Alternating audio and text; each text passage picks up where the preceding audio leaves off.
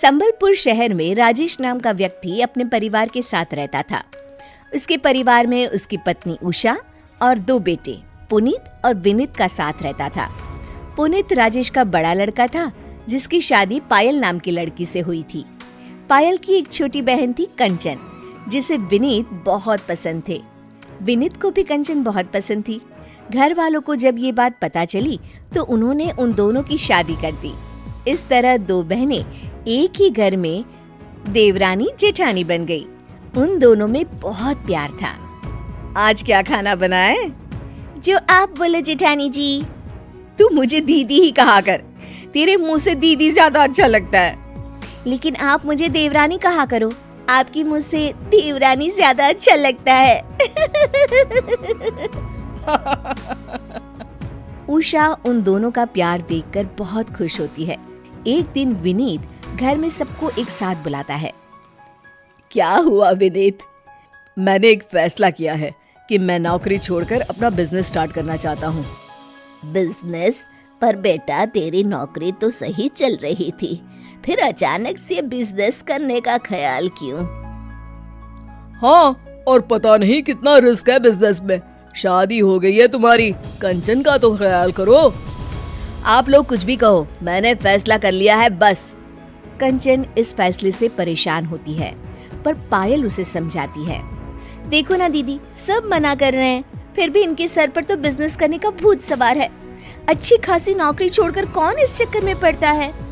देख कंचन, विनीत को सब मना कर रहे हैं, मैं जानती हूँ, पर उसने भी तो कुछ सोच समझ कर ही ये फैसला लिया होगा ना। तू उसकी पत्नी है, तुझे उसका साथ देना चाहिए। आप सही कह रही हो दी, मुझे उनका साथ देना चाहिए। विनीत अपनी नौकरी छोड़कर बिजनेस में लग जाता है। वो दिन रात बहुत मेहनत करता है और 1 साल के अंदर ही उसे मुनाफा होना शुरू हो जाता है। पुनीत को विनीत की तरक्की से जलन हो रही होती है।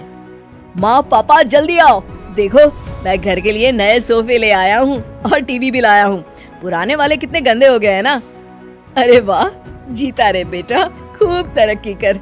तेरा बिजनेस करने का फैसला बिल्कुल सही था, हम तो खामखा ही डर रहे थे। तू तो हमेशा से ही सबसे होशियार रहा है।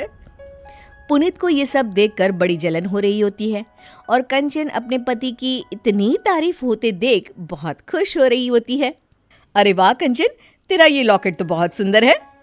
हाँ, सोने का है, इन्होंने दिया है, मुझे तो यकीन ही नहीं हो रहा। आपको कभी पुनीत भैया ने इतना महंगा तोहफा दिया है दी? देंगे भी कैसे, नौकरी में बचता ही क्या है। पायल कंचन की बात से बहुत दुखी हो जाती है। उसको कंचन का ये बर्ताव बिल्कुल भी अच्छा नहीं लग रहा होता। उसे ये देखकर बहुत तकलीफ होती है कि उसकी सगी बहन उसके सामने पैसों का दिखावा कर रही है। विनीत भी अपनी कामयाबी में इतना खो जाता है कि घर की जिम्मेदारी पर उसका ध्यान ही नहीं होता। पुनीत को ये सब देखकर बहुत गुस्सा आता है। तुझसे मैंने कहा था कि पापा का चेकअप कराना है, क्यों नहीं लेके गया? भैया, मैंने पापा को पैसे दे दिए थे, आप ले जाते। मुझे बहुत काम होता है, आप तो जानते ही हो। तू कहना क्या चाहता है कि मुझे कोई काम नहीं है? नहीं भैया, नौकरी में तो छुट्टी मिल ही जाती है ना। वैसे आप चाहे तो अभी भी ले जा सकते हैं, मेरी कार लेकर जाइए ना। देख, अपने पैसों का दिखावा मेरे सामने मत करियो, समझा? कंचन ये सब सुन रही होती है और बीच में बोल पड़ती है। भैया, आप इस तरह से इनसे बात नहीं कर सकते, समझे? सच तो ये है कि आप इनकी कामयाबी से जलते हैं। कंचन, ये किस तरह से बात कर रही है तू? हम क्यों जलेंगे? उल्टा तू ही अपने पति के पैसों का दिखावा करती रहती है हर वक्त। राजेश और उषा अपने घर में इतना कलेश होता देख बहुत दुखी हो जाते हैं। राजेश अपने कमरे में चला जाता है। सुनिए, आप चिंता मत कीजिए, सब ठीक हो जाएगा। राजेश अचानक से बेहोश हो जाता है।